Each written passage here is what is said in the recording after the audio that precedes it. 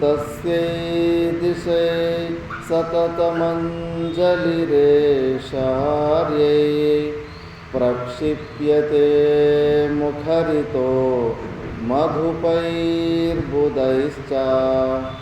जागर्ति यत्र भगवान् गुरुचक्रवर्ती विश्वोदयप्रलयनाटकसूत्रधारी दिशन्तु शम्मे गुरुपादपांसवः दिशन्तु शम्मे గురుపాదపాంసవః.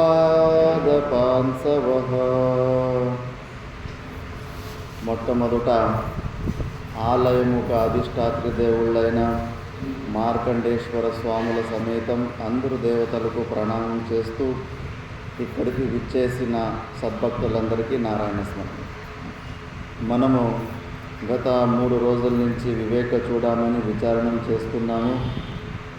ఈ విచారణలో మనము శిష్యుడు అడిగిన 7 ప్రశ్నలకు గురుగారు సమాధానం చెప్పడం ప్రారంభించి, ఈ శరీరం మనము కానీ ఈ అనాత్మ అయిన ఈ శరీరాలతోటి సంబంధం పెట్టుకోవడమే బంధనమని, ఈ సంబంధాన్ని తెంచుకోవడమే మోక్షమని చెప్పి ఆవరణ శక్తి విక్షేప శక్తుల వల్ల అనాది కాలం నుంచి మనం ఈ బంధనంలో ఉండామని చెప్పుకుంటూ వచ్చారు. ఇప్పుడు అనాత్మ గురించి కొద్దిగా వివరణ వస్తుంది.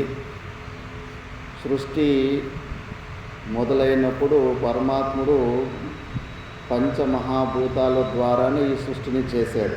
ఆ పంచమహాభూతాలు ఆకాశము, వాయు, అగ్ని, నీరు, పృథివీ, జలం.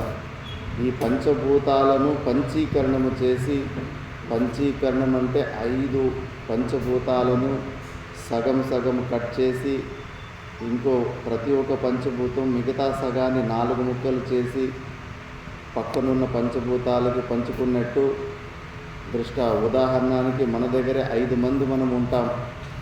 5 మంది దగ్గర వేరు వేరు పండు ఉంటుంది. ఒకేసారి తినేటప్పుడు షేర్ చేసుకోవాలని అనిపిస్తుంది. ఒకరి దగ్గర యాపిల్, ఒకరి దగ్గర జామ పండు, అలా రకరకాల పండ్లు ఉంటాయి. 5 మంది దగ్గర 5 పండ్లు ఉంటాయి. ఆ పండుని సగం సగం కట్ చేసుకొని వాళ్ళ దగ్గర ఉన్న పండు సగం వాళ్ళే ఉంచుకొని మిగతా సగాన్ని 4 ముక్కలు చేసి పక్కనున్న నలుగురికి ఇచ్చేస్తారు. అందరూ అలాగే చేస్తారు. అప్పుడు అందరి దగ్గర వాళ్ళు తెచ్చిన పండుగ 50% ఉంటుంది. మిగతా వాళ్ళు తెచ్చిన పండ్లలో కూడా 12.5% తోటి అన్ని అంశాలు ఉంటాయి. అలాగే పంచమహాభూతాలు అన్నిట్లోనూ ఆకాశతత్వంలో, ఆకాశ పరమాణులో 50% ఆకాశతత్వం ఉంటుంది. మళ్ళీ మిగతా 12.5% లెక్కన మిగతా పంచమహాభూతాల అంశం కూడా ఆకాశ పరమాణులో ఉంటుంది. దీన్ని పంచీకరణం అంటారు.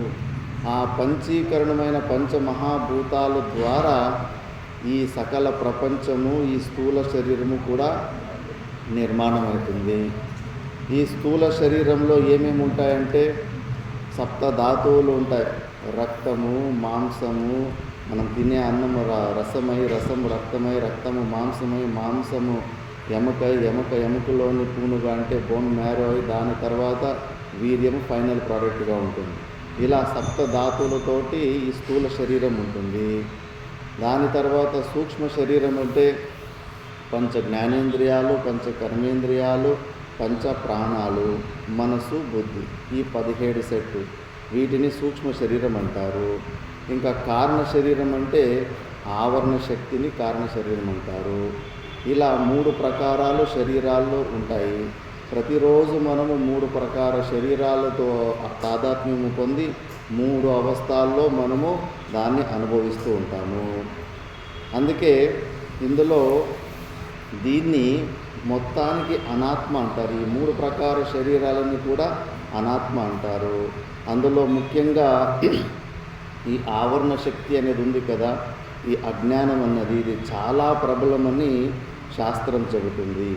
ప్రజ్ఞావానపి పండితోపి చతురోపి అత్యంత సూక్ష్మార్థదృక్ వ్యాలీడస్తమసాన వేత్తి బహుదా సంబోధితోపి స్ఫుటం భ్రాంత్యారోపితమేవ సాధు కలయత్ యాలంబతే తద్గుణాన్ హంతాసౌ ప్రబలా దురంత తమసః శక్తిర్మహాత్యావృతి. ఈ ఆవరణ శక్తి ఎంత ప్రబలం అంటే ప్రజ్ఞావానపి చాలా బుద్ధివంతుడైనప్పుడు, పండితోపి చతురోపి అన్ని ప్రకారాల ఇంటెలిజెన్స్ ఉన్నా కూడా అత్యంత సూక్ష్మార్థకు సూక్ష్మ విషయాలన్నీ తెలుసుకునే సామర్థ్యం ఉన్నోడు కూడా వ్యాలీడస్ తమసాన వేత్తి బహుత సంబోధితోపి స్ఫుటం. ఎక్కువసార్లు ఎన్నిసార్లు సత్సంగము ద్వారా స్వాధ్యాయంలో ఎన్నిసార్లు కూడా ఈ ఆవరణ భంగం గురించి ఎన్నిసార్లు చెప్పినా కూడా ఆ ఆవరణాన్ని భంగం చేసుకోలేకపోతాడు. ఈ ఆవరణ శక్తి అంత ప్రబలంగా ఉంటుంది. ఇప్పుడు సకల ప్రపంచాన్నంతా మనము ఇది మిథ్య అని మనము నిషేధం చేస్తున్నాం కదా, మాయాశక్తి నవ్వుకుంటుందంట. ఎందుకంటే మాయా విశిష్ట చైతన్యం నుంచినే పంచమహాభూతాలు పుట్టాయి. ఆ పంచమహాభూతాలలో ఒక పార్టు మనము ఆలోచిస్తున్న మనసు, బుద్ధి, మనము వాడుతున్న వాగీంద్రియము కూడా ఆ మాయా విశిష్ట చైతన్యం ఒక పిల్లలు. ఇప్పుడు ఎవరన్నా కానీ మమ ముఖే జిహ్వా నాస్తి, నా నోట్లో నాలుక లేదు అని ఎవరన్నా చెబితే కానీ ఎంత విచిత్రంగా ఉంటుంది. నీ నోట్లో నాలుక లేకపోతే నువ్వు మాటలు ఎలా వస్తాయి నీకు? మరి నువ్వు మాయా విశిష్ట చైతన్యం నుంచి పుట్టిన ఈ మనసు, బుద్ధి, ఈ వాగీంద్రియము ఆ మాయనే తిరస్కారం చేస్తూ ఉంటే నవ్వుకుంటుందంట. చూడు పిచ్చోళ్ళు, నా నుంచి పుట్టి నన్నే తిరస్కారం చేయడానికి ప్రయత్నం చేస్తున్నారు. అంటే ఆ మాయా విశిష్ట చైతన్యాన్ని గెలవాలంటే సంపూర్ణ మౌనానికే వెళ్ళాలి. కొద్దిగా కూడా క్రియారూపంలోకి వచ్చినామంటే కన్నా మాయా గ్రిప్పులోనే మనం ఉంటాము. అందుకే ఆ స్వరూపం గురించి బుద్ధ భగవాను అడిగినప్పుడు కూడా మౌనంలోకి వెళ్ళిపోయాడు, కానీ ఏమి నిర్వచనం ఇవ్వలేదు. ఇచ్చింటే కానీ అది మళ్ళీ మాయ పట్టేసేది అక్కడ. కాబట్టి మన స్వరూపంలో నిలబడి దాన్ని గురించి మనము సంపూర్ణంగా మిథ్యాత్వ దర్శనం చేసుకోవచ్చు. కానీ ఈ శరీరంతో తాదాత్మ్యం పొంది బుద్ధిలో మనము నిర్ణయాలు, మనసు ద్వారా ఇవన్నీ కూడా ఆ చక్రంలోనే తిరుగుతూ ఉంటాయి. మనకు అనిపిస్తూ ఉంది చక్రాన్ని మనం తిప్పుతున్నామని, కానీ మనం ఆ చక్రంలోనే కూర్చొని మనల్ని తిప్పుతూ ఉంటుంది మాయ. భాష్యకారు భగవాన్ లాంటి వరకు ఒకసారి కాశీలో భిక్షాటన చేస్తుంటే ఆహారం దొరకలేదు. తర్వాత ఆయన ఈ సూక్ష్మాన్ని గ్రహించి అవిద్య లేశ ఉన్నంతసేపు ఆ మాయాశక్తిని మరీ అంత తిరస్కారం చేయకుండా దానికి సరెండర్ అవడమే చాలా గ్రేట్ అని చెప్పేసి అప్పుడు స్తుతి, అన్నపూర్ణ స్తోత్రం నుంచి ఇంకా స్తుతి చేయడం ప్రారంభించారు. ఆ మాయాశక్తిని మనము సరెండర్ అవడం వల్లనే దాటగలము, కానీ జ్ఞాన ఘమండంతో దాన్ని నెట్టివేయలేము. ఎందుకంటే దేని ద్వారా నువ్వు నెట్టేస్తున్నావు, దాన్ని అది తిరస్కారం చేస్తున్నావు, అది కూడా మాయా ఒక కార్యమే. కాబట్టి అది చాలా ప్రబలముగా ఉంటుంది. హంతాసో ప్రబల దురంత తమసః శక్తిర్ మహత్ ఆవృత్తి. ఈ ఆవృత్తి శక్తి, మాయాశక్తి అంత ప్రబలముగా ఉంటుంది. మరీ అంత లైట్గా తీసుకోకండి అని భాష్యకార భగవాన్ చెబుతున్నారు. ఇంకా స్థూల శరీరం మీద ఉన్న అభిమానాన్ని మనం తొలగించుకోవాలి. ముఖ్యంగా ఇంద్రియాలు ఆ విషయాల్లో పోతూ ఉంటాయి. అవి ఏళ్ళలో ఇంద్రియాలు ఆ విషయాలు గ్రహిస్తుంటే మనకేమీ డేంజర్ ఉందని మనం అనుకుంటాం. కానీ శాస్త్రం చెబుతుంది ఒక్కొక్క ఇంద్రియ వీక్నెస్ ఉంటేనే కొన్ని జీవులు మృత్యుకి దొరికిపోతూ ఉంటాయి. ఈ 5 ఇంద్రియాలు వీక్నెస్ ఉన్న మనిషి గతి ఏంటని ఒక శ్లోకంలో చెప్తారు. శబ్దాదిభి పంచభిరేవ పంచత్వమాపు స్వగుణేన బద్ధ కురంగ మాతంగ పతంగ మీనా భృంగా నర పంచభిరంచిత కిం. శబ్దాదిభి పంచభిరేవ, 5 జీవుల గురించి దృష్టాంతం తీసుకున్నారు. ఒకటి కురంగము, జింక. జింకకి శ్రవణేంద్రియము వీక్నెస్. అది అటు ఇటు పరిగెడుతుంటే కన్నా వేటగాడు గురి పట్టలేడు. కాబట్టి అది ఒక చోట నిలుచుకునేలాగా స్థిరం చేయాలి. అందుకే వాడు ఏదో ఒకటి మ్యూజికల్ ఇన్స్ట్రుమెంట్ వాయిస్తాడు, ఫ్లూటో ఏదో ఒకటి సౌండ్ చేస్తాడు. మంచిగా ఉంటే వినడానికి మంచిగా అనిపిస్తే నా జింక ఎక్కడి నుంచి ఆ సౌండ్ వస్తుందని కాసేపు అక్కడ నిలబడి అటు ఇటు చూస్తూ ఉంటుంది. ఆ లోపల అది స్థిరంగా దొరికేసరికి బాణాన్ని వదిలిపెట్టేసి దాన్ని చంపేస్తాడు. ఒక శ్రవణేంద్రియం వీక్నెస్ ఉన్నందుకు అది ప్రాణాన్ని కోల్పోతుంది. మళ్ళీ మాతంగ, ఏనుగుకి స్పర్శేంద్రియం అంటే త్వగీంద్రియం అంటే వీక్నెస్. ఆ ఏనుగుని ఎలా పట్టుకుంటారంటే ఒక ఆడు ఏనుగు బొమ్మని, పెద్ద బొమ్మని చేసి అడవిలో పెట్టింటారు. ముంగట పెద్ద గుంత తవ్వి ఉంటారు. గుంత తవ్వి పైన పల్సటిది ఏదైనా కడ్లు అవి వేసేసి మూసిపెట్టేసి ఉంటారు. అది మగ ఏనుగి ఏడేనుగితోటి స్పర్శం చేయాలని దగ్గరికి వచ్చి ఆ గుంతలో పడిపోతుంది. ఒకవేళ వాళ్ళకు ఆ దంతాలు, ఏనుగు దంతాలు కావాలంటే అప్పుడే చంపేస్తారు దాన్ని. లేదా ఆ ఏనుగుని జీవితాంతం బానిసలాగా చేసుకోవాలనుకుంటే మాత్రం 10-15 రోజులు ఆహారం లేకుండా గుంతలోనే వదిలిపెడతారు. ఇంకా విపరీతమైన బలహీనమైపోయి ఇంకా శక్తిహీనమైనప్పుడు దాన్ని పైకి లేపి అంకుశముతోటి దాన్ని కంట్రోల్ చేసి జీవితాంతం దాన్ని నౌకర్లాగా చేసుకుంటారు. స్పర్శేంద్రియం వీక్నెస్ నుంచి అలా ఏనుగు గతి అలా అవుతుంది. మళ్ళీ పతంగం, లైట్ పురుగు అంటారు. ఏదన్నా పురుగు కానీ కొన్ని పురుగులు ఉంటాయి, ఎక్కడ ప్రకాశం ఉంటే లైట్ వెళుతుంటే అక్కడికి ఆ లైట్ దగ్గరికి పోతుంటాయి. వాళ్ళకి చక్షు ఇంద్రియం వీక్నెస్ ఉంటుంది, కంట్రోల్ చేసుకోలేకపోతాయి. అక్కడ అగ్గి మండుతూ ఉంటుంది, ఆ ప్రకాశంకి దగ్గరికి పోవాలని పోసి ఆ మంటలోనే పడి ప్రాణం కోల్పోతూ ఉంటాయి. అందుకే చక్షురింద్రియ వీక్నెస్ వల్ల పతంగం ప్రాణం కోల్పోతుంది. ఇంకా చేపకు రసనేంద్రియం, నాలుక వీక్నెస్ ఉంటుంది. అందుకే దాన్ని పట్టుకోవడానికి ఎర్రలు వేసి లోపలికి వేస్తారు. కానీ అది వేసిన వెంబడే వచ్చి కరుచుకోదు. చేప చాలా తెలివైనది. కాకపోతే దాని చుట్టూ దానికి తెలుసు లోపల దానికి ఒక ముళ్ళు ఉంది, అది నాకు పోతే నాకు ప్రాణానికి హాని ఉందని తెలిసి కూడా దాని చుట్టూ తిరిగి టెంప్టేషన్కి తట్టుకోలేక దానిపై కొరికి అది ప్రాణాన్ని కోల్పోతుంది.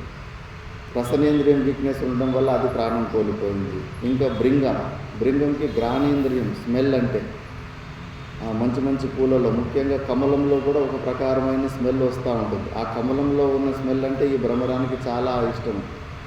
అందులో పూలో కూర్చొని ఆ స్మెల్ తీసుకొని అందులోనే రిలాక్స్గా ఉంటుంది. సాయంత్రం అవుతున్నప్పుడు అవి ముడిచిపోతూ ఉంటుంది.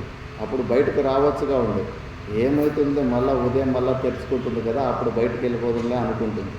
ఇంకా ఆ లోపల ఆ పూలని పూజకి తెంపేవాడు కానీ లేదా నీళ్ళు తాగడానికి వచ్చిన ఏనుగులు కానీ కాలు కిందకేసి ఆ పూలతో పాటు నలిపేసేసరికి ప్రాణాన్ని కోల్పోతుంది. ఇలా ఒక్కొక్క ఇంద్రియము వీక్నెస్ ఉంటేనే ఇలా మృత్యుకి గురి అయిపోతున్నాయి. ఈ 5 ఇంద్రియాలు వీక్ ఉన్న మనిషి గురించి ఇంకా చెప్పడానికి ఏముంది అని శాస్త్రం ఉంటుంది. 5 ఇంద్రియాలు వీక్ ఉంటాయి. అందుకే వ్యాపారాలకు తెలుస్తుంది మన వీక్నెస్.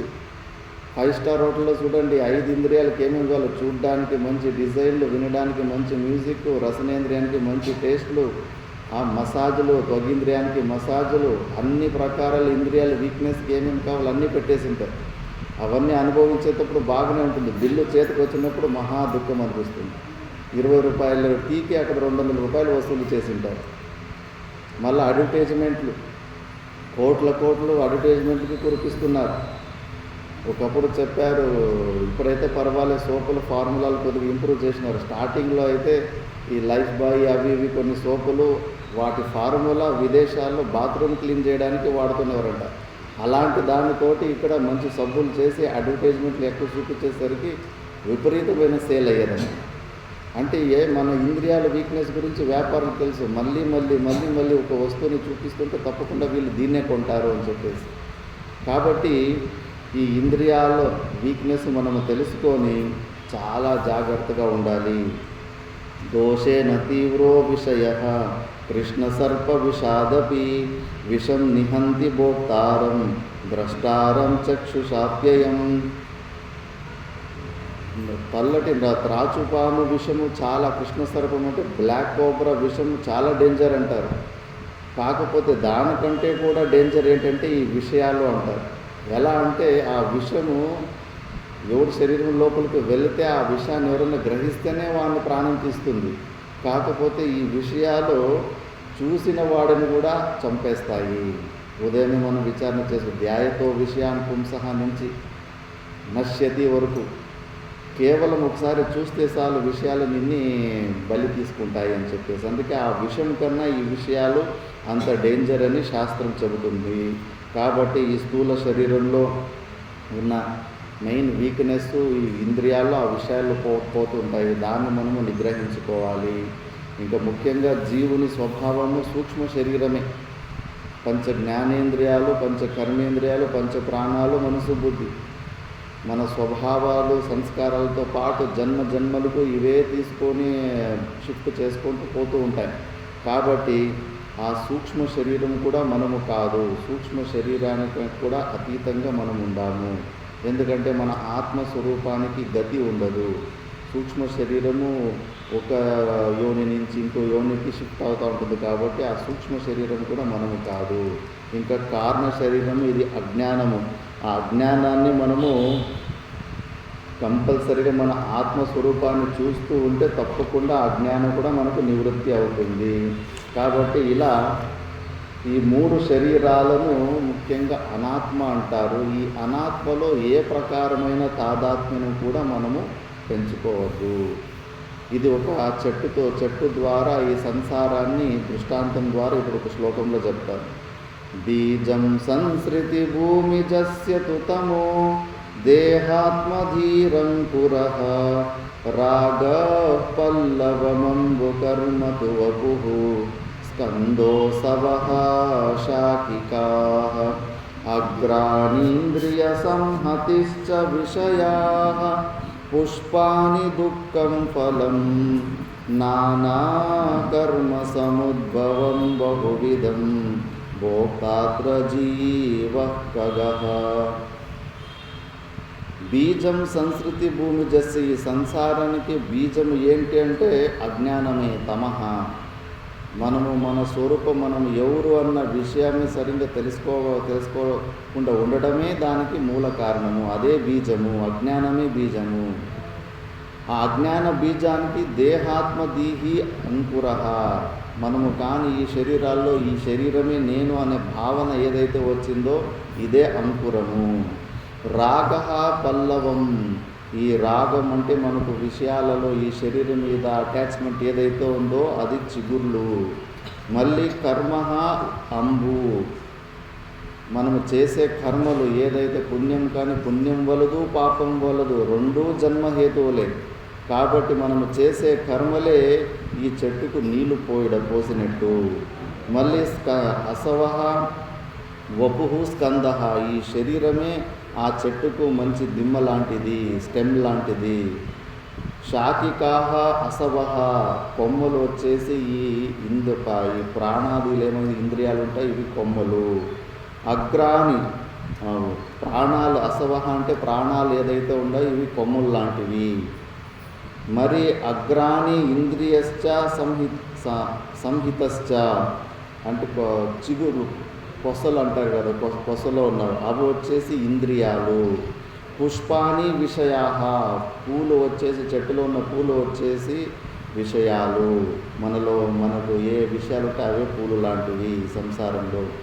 మళ్ళీ ఫలం ఏంటి అంటే దుఃఖమే ఫలము. దుఃఖాలయం అశాశ్వతం అని భగవద్గీతలో భగవంతుడు చెప్పాడు. వివేకినః సర్వం దుఃఖం. వివేకం ఉంటే మనం స్పష్టంగా చూడగలం. వివేకం లేకపోతే ఏదో సుఖం ఉన్నట్టు మనకు భ్రాంతి కలుగుతూ ఉంటుంది. కాబట్టి దుఃఖమే, ఈ సంసారం ఒక ఫలము దుఃఖమే. నానాకర్మ సముద్భవం బహువిధం భోక్తాత్ర జీవః ఖగః.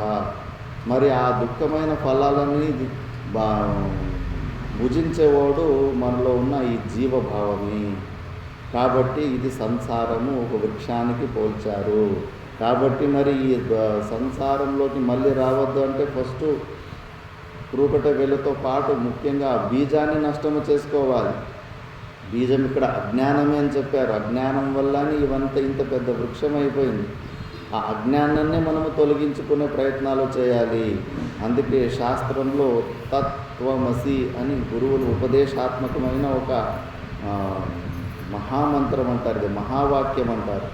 ఇందులో తత్ అంటే పరమాత్ముడు అని, త్వం అంటే జీవుడు అని, అసి అంటే గురువు శిష్యునికి త్వం అంటే నువ్వు ఆ పరమాత్ముడవే, అసి అంటే అయి ఉన్నావు అని ఇక్కడే విచారణ చేయాలి.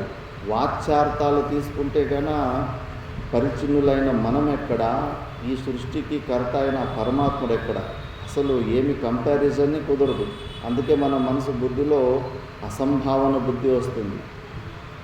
పనికిరాని అల్పత్వంతో ఉన్న జీవుని నేనెక్కడ, ఆ పరమాత్మ ఎక్కడ, ఈ జీవుడు ఆ పరమాత్ముడు ఎలా అవుతాడని. కానీ శాస్త్రం చెప్తుంది నువ్వు వాచ్యార్థాలు కాదు తీసుకోవాల్సి ఉండేది, లక్ష్యార్థాలు. త్వం పదార్థం అంటారు దాన్ని. త్వం పదంలో నువ్వు ఫిల్టర్ చేయాలి, దాన్ని శోధిత త్వం పదార్థం అంటారు. తత్పదార్థంలో కూడా అక్కడ కూడా ఫిల్టర్ చేయాలి, దాన్ని శోధిత తత్పదార్థం అంటారు. త్వం పదార్థ శోధనం అంటే ఏంటి అంటే పంచకోశాలకు అతీతంగా ఉన్న నీలో సాక్షి చైతన్యం ఏదైతే ఉందో దాన్ని గ్రహించడము, దీన్నే పంచకోశ వివేకం అంటారు. ఇప్పుడు అందుకే ఈ శరీరాన్ని 5 కోశాలు అంటే ఇప్పుడు కాళ్ళకు మనము సాక్స్ వేసుకుంటాం కదా, ఒక సాక్స్ మీద ఒక 5 సాక్సులు వేసుకుంటే 5 సాక్సుల లోపల కాలు ఎలా ఉంటుందో అలాగే ఈ శరీరాన్ని 5 కోశాలుగా వివేకం కొరకు ఊహించుకొని విచారం చేస్తారు. మొదటి కోశం వచ్చేసి అన్నమయ కోశం. చాలామందికి ఈ శరీరమే, నాస్తికులకి, మూర్ఖులకి, పామరులకి ఈ స్థూల శరీరమే నేను అని దృఢంగా ఉంటుంది. అక్కడ వివేకం చేయాలి. శాస్త్రం చెప్తుంది ఆత్మ లక్షణాలు ఏంటంటే ఆత్మ నిత్యంగా ఉంటుంది, దానికి పుట్టుక ఉండదు, సావు ఉండదు. మరి ఈ స్థూల శరీరం నిత్యంగా ఉంటుందా? చూస్తూ ఉండంగానే ఎంతమంది వదిలిపెట్టేసి వెళ్ళిపోయారు. దీనికి పుట్టుక ఉంది, సావు ఉంది. కాబట్టి ఈ ఇది అన్నముఖ వికారము, ఇది ఆత్మ లక్షణాలు దీంట్లో ఫిట్ అవుతలేదు. కాబట్టి ఈ అన్నమయ కోశము మన ఆత్మస్వరూపము కాదు. మరి సరే, ఇది ప్రాణం ఉంటేనే నేను, ప్రాణమయ కోశం మీద తాదాత్మ్యం ఉంటుంది. ప్రాణం ఉంటేనే నేను బతికి ఉన్నాను, ప్రాణం లేకపోతే నా అస్తిత్వం లేకుండా అయిపోతుంది.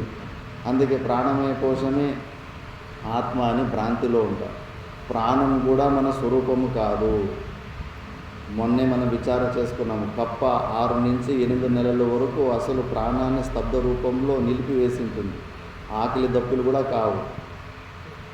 మరి యోగిలు, నిర్వికల్ప సమాధి స్థితిలో పోయిన యోగిలు 10 సంవత్సరాలు, 15, 20 సంవత్సరాలు అలాంటి ప్రాణవాయువుని అసలు చలించకుండానే సుప్త రూపంలో పెట్టి వాళ్ళు అలా ఉంటారు. ప్రాణము లేకపోయినా కూడా అస్తిత్వం ఉందనేదానికి దృష్టాంతాలు. ప్రాణం ఉన్నా లేకపోయినా కూడా మనము ఉంటాము. మరి ఆత్మలక్ష్యము నిత్యంగా ఉంటుంది. ఈ ప్రాణము ఈ స్థూల శరీరం వచ్చినప్పుడు వస్తుంది, స్థూల శరీరం వినియోగం అయిపోయినప్పుడు సుప్త రూపంలోకి వెళ్ళిపోతుంటుంది. మళ్ళా దీనికి గతి ఉంది, ఉచ్ఛ్వాస నిశ్వాస అని. ఆత్మలో ఏ క్రియలు ఉండవు. ఇప్పుడు గాలి ఇటు నుంచి అటుకు పోతుందంటే గాలిలో కొద్దిగా క్రియలు ఉన్నాయనుకోవచ్చు. స్పేసు, ఖాళీ జాగా, ఆకాశము నడుచుకుంటూ పోతుందా? ఆకాశంలో ఏమైనా క్రియలు చేస్తుంది? ఆకాశము చేయదు. మన ఆత్మస్వరూపంలో కూడా ఏ క్రియలు ఉండవు, కానీ ప్రాణంలో క్రియలు ఉంటాయి. అది జడము. ప్రాణము జడము కాబట్టి దానికి సపరేట్గా అది చైతన్య స్వరూపము కాదు. పడుకున్నప్పుడు మనం పెట్టిన పేర్లతో ఎవరైనా పిలిస్తే పడుకున్నవాడు నిద్ర లేస్తాడు. పడుకున్నప్పుడు ఏ ప్రాణమా నువ్వు లేవు అంటే అసలు వాడు లేవనే లేవు, ఎవరినో పిలుస్తున్నారో నాకు సంబంధం లేదని పడుకో ఉంటాడు. కాబట్టి ఆ ప్రాణము జడము, అది చైతన్యము కాదు. ప్రాణం ఉన్నా లేకపోయినా మన అస్తిత్వం ఉంటుంది. ఆత్మకున్న లక్షణాలు ప్రాణంలో లేవు కాబట్టి ప్రాణమయ కోశము కూడా మన ఆత్మస్వరూపము కాదు. మన ఆత్మస్వరూపం అయితే ఎప్పుడూ మనతోటే ఉండాలి. దానికి పుట్టుకు ఉండకూడదు, సావు ఉండకూడదు, క్రియలు ఉండకూడదు, రాకుడు పోకుడు లాంటివి క్రియలు కూడా ఉండకూడదు. అక్రియాస్వరూపం మన ఆత్మస్వరూపం. మళ్ళీ ఇంకా ఇంకేముంది శరీరంలో మనకు తెలిసినవంటే ఇంకా మనసు, బుద్ధి. దీన్నే మనోమయ కోశము, విజ్ఞానమయ కోశము అంటారు. ఇవి రెండు కూడా మన ఆత్మస్వరూపాలు కావు. ఎందుకంటే ఆత్మస్వరూపాలు అయితే ఎప్పుడు పర్మనెంట్గా మనతోనే ఉండాలి. ఈ రెండు మనసు బుద్ధులు ప్రతిరోజు గాఢ సుషుప్తిలో పోయినప్పుడు అవి ఉండవు. అవి లేకపోయినా కూడా మన అస్తిత్వం ఉంటుంది. స్వప్నంలో గాఢ సుషుప్తిలో స్వప్నాలు రాలేదన్న విషయాన్ని కూడా మనం తెలుసుకున్నాము. కాబట్టి ఇవి కూడా మన ఆత్మస్వరూపము కాదు. ఒకవేళ ఇవి మన ఆత్మస్వరూపం అంటే మన కంటిన్యూస్గా మూడో అవస్థలో కూడా మనతో పాటే ఉండాలి. కాబట్టి ఇది కూడా మన ఆత్మస్వరూపము కాదు. దాని తర్వాత ఇంకేమి తెలుసు అంటే ఆనందమయ కోశము. ఆనందమయ కోశము ప్రియ, మోద, ప్రమోద అని 3 ప్రకారాల వృత్తుల ద్వారా జాగ్రత్త అవస్థలో వ్యక్తమవుతూ ఉంటుంది. ఇష్టమైన వస్తువు మనకు స్మరణ వచ్చినప్పుడు ఫస్ట్ లెవెల్ ఆఫ్ ఎగ్జైట్మెంట్, ఒక ప్రకారమైన ఉత్సాహం ఉంటుంది. ఆ ఇష్టమైన వస్తువు ఎదురుగా ఉన్నప్పుడు సెకండ్ లెవెల్ ఆఫ్ ఎగ్జైట్మెంట్, మోదం అంటారు దాన్ని. ఆ ఇష్టమైన వస్తువుని మనం అనుభవించిన తర్వాత థర్డ్ లెవెల్ ఎగ్జైట్మెంట్ అంటారు. దాన్ని ప్రియ, మోద, ప్రమోదం అంటారు. ఇలా 3 ప్రకారాల వృత్తులలో జాగ్రత్త అవస్థలో కొద్దిగా ఆనందమయ కోశం వ్యక్తం అవుతూ ఉంటుంది. ఎక్కువ అంటే గాఢ సుషుప్తిలోనే ఈ ఆనందమయ కోశం ఎక్కువ వ్యక్తం అవుతూ ఉంటుంది. ఇది పెద్ద ట్రాప్ మనకు. ఈ ఆనందమయ కోశము కూడా మన స్వరూపము కాదు. ఇది ఎలాంటిదంటే ఒక కోమా స్థితిలో ఉన్న లాంటి స్థితి ఇది. ఇక్కడ అజ్ఞాన బీజం అలాగే ఉంటుంది నిద్రలో కూడా. ఆ అజ్ఞాన బీజం అది ఊరికే టెంపరవరీ సొల్యూషన్ అంతే. అది అప్పుడు స్వరూపానందాన్ని మనం సుషుప్తిలో పొందుతుంటాము. కానీ అక్కడ తరతి శోకం ఆత్మవిత్ అన్న విషయం లేదు. కంప్లీట్గా దుఃఖాలు మనకు తొలగిపోవు. మళ్ళీ ఉదయం అయిందంటే టక్కని సుషుప్తి అవస్థ నుంచి బయటకు వచ్చేస్తుంటాం. అజ్ఞాన బీజం ఉంది కాబట్టి పునరుత్థానం అయిపోతూ ఉంటుంది. అందుకే ఋషులు ఈ ఆనందమయ కోశం అనే ట్రాప్లో మనము పడిపోయాము కాబట్టి వైరాగ్యం నాకు పూర్తిగా వస్తలేదని నిద్రతోటి కూడా యుద్ధం చేస్తుంటారు. చిదానంద అవధూతులన్నీ అక్కడ కర్ణాటకలో బాగా ఫేమస్. దేవి భాగవతం గురించి బాగా వ్యాఖ్యానం రాశారు. వాళ్ళు బావి కట్ట మీద కూర్చొని ధ్యానం చేసుకునేవారు. నిద్ర వస్తే బావిలో పడేవారు. టక్కన మళ్ళీ వచ్చి మళ్ళీ కూర్చునేవారు. ఎందుకు అంత ఆ నిద్రతోటి ఎందుకు? అక్కడేమి సమస్య లేదు కదా, కంప్లైంట్స్ లేవు కదా సుషుప్త అవస్థలు అంటే, వాస్తవంగా మనకు ఈ శరీరముతోటి తాదాత్మ్యాన్ని తెంచుకోవడానికి అదే అడ్డం అంటే. ఇప్పుడు అది వాస్తవికమే. మనకి ఈ శరీరంలో 1% కూడా సుఖం దొరకకుండా పోతే ఈ శరీరంతో సహవాసాన్ని కట్ చేసుకుంటాం. ఇప్పుడు ఈ శరీరం మీద మనం ఉన్న తాదాత్మ్యం ఎందుకు తీసుకోలేకపోతున్నామంటే ఇంకా ఈ శరీరముతోటి మనకి కొన్ని ప్రయోజనాలు సిద్ధిస్తున్నాయి. శ్రీశైలంలో నేను సాధన చేస్తున్నప్పుడు ఇట్లా ఎవరో ఒక సాధకుడు ఇంటి నుంచి బయటకు వచ్చాడు. పొట్ట క్యాన్సర్ వచ్చేసింది. ఇంకా గవర్నమెంట్ హాస్పిటల్లో కొద్దిగా ట్రీట్మెంట్ చూసుకున్నాడు. ఇంక ఏమీ ప్రయోజనం కాలేదు. దానికి ట్రీట్మెంట్ దగ్గర డబ్బులు లేదు. ఇంకా పొట్ట నొప్పి విపరీతం అయిపోయింది. ఎంత విపరీతం అయిపోయిందంటే కానీ కంటిన్యూస్గా పొట్ట నోయడం స్టార్ట్ అయిపోయింది. ఇంకా అతడు మనసులో డిసైడ్ చేసుకున్నాడు, ఈ శరీరంతో 1% కూడా సుఖం లేదు, కంప్లీట్ దుఃఖమే అని నిశ్చయం అయిపోయింది. మేమున్న ఆశ్రమం వెనకాల ఒక 150 మీటర్లో బయట చెట్టుకు ఉర్రేసుకొని ప్రాణం వదిలిపెట్టేశారు. అంతే. ఈ చెయ్యికి ఏదైనా గాయమైంది, ఈ చెయ్యి వల్ల ఇంకా హాని కలుగుతుందంటే చెయ్యిని కూడా కట్ చేసుకుంటాం మనం. కాలు వల్ల మిగతా పార్ట్కు డేంజర్, కాలును కట్ చేసుకుంటాం. కన్నును కూడా తీసేసుకుంటాను. ప్రతి ఒక్క పార్ట్ను కూడా ఇది మనకు దీనివల్ల నాకు హాని ఉందంటే కట్ చేసి పారేస్తాం. ఇంకా శరీరంలో మనకు 1% కూడా ప్రయోజనం లేదని తెలిస్తే కానీ ఈ శరీరంలో ఉండడానికి ఒక్క క్షణం కూడా ఇష్టపడము. ఇప్పుడు మనకి ఆనందమయ కోశము ప్రతిరోజు ఆనందాన్ని, సుఖాన్ని ఇచ్చి పెద్ద ట్రాప్ లాగా పట్టేసింది. అందుకే మనకు అత్యంత వైరాగ్యము వస్తలేదు. అందుకే ఈ ఆనందమయ కోశాన్ని కూడా విచారణ చేయాలి. ఇది కూడా ట్రాపే. మనకు వైరాగ్యాన్ని రాకుండా ఇదే ఆపి పట్టుకుంటా ఉంది. మళ్ళీ ఇది కూడా ఉపనిషత్తులో ఇది కూడా మన ఆత్మస్వరూపము కాదు. ఎందుకు కాదంటే ఆత్మ నిరవయం, ఏ పార్టులు ఉండవు. ఇందులో 3 ప్రకారాల వృత్తి రూపంలో ఇది పార్టులుగా ఉంది. మళ్ళీ ప్రతి ఒక్క కోశాన్ని శాస్త్రంలో ఒక పక్షితోటి దాన్ని కంపేర్ చేస్తుంటారు.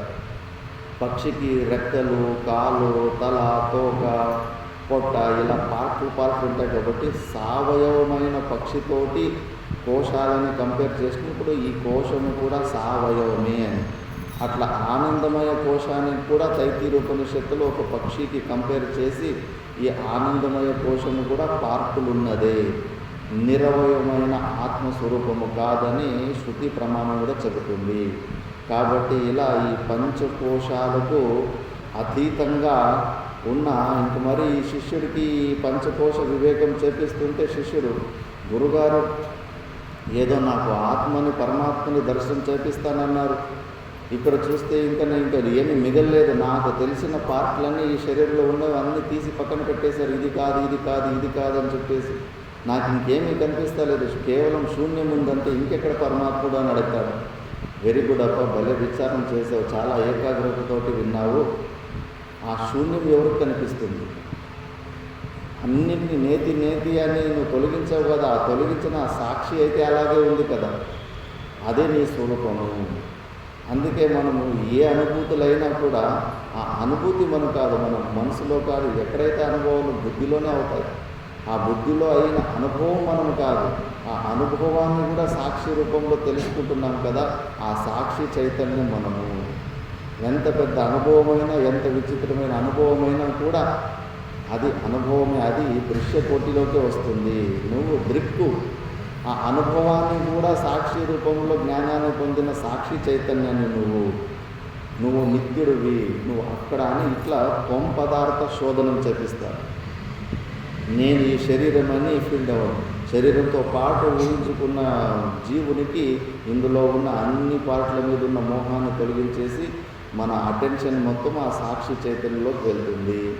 దాని తర్వాత తత్పదార్థ శోధనం అంటారు. తత్వమసి అనిలో పదార్థాన్ని ఇప్పుడు ఫిల్టర్ చేశారు. తత్వం అంటే కానీ ఆ పరమాత్ముడు అని, అది ప్రణవం దట్ అని, అది అని అర్థం తత్వం అంటే. అదేంటి, పరమాత్మని ఎప్పుడు మనకు భిన్నంగానే చూసుకునే అలవాటు ఉంది కాబట్టి మ్యాక్సిమం ఆకాశం వైపు చూస్తాం కదా, దేవుడా అంటే కానీ పైకి ఎగిరి చూస్తుంటాం కాబట్టి దూరంగానే మనకు పరిచయం. కాబట్టి పురాణాల ద్వారా అక్కడ ఇక్కడ సగుణ సాకార రూపంలోనే మనకు ఎక్కువ పరిచయం. కాబట్టి ఫస్ట్ ఏ ఉపనిషత్తు అయినా కూడా పరమాత్మని సగుణ సాకార రూపంలో చెప్పి గుణాలను కూడా ఆరోపణ చేస్తుంది.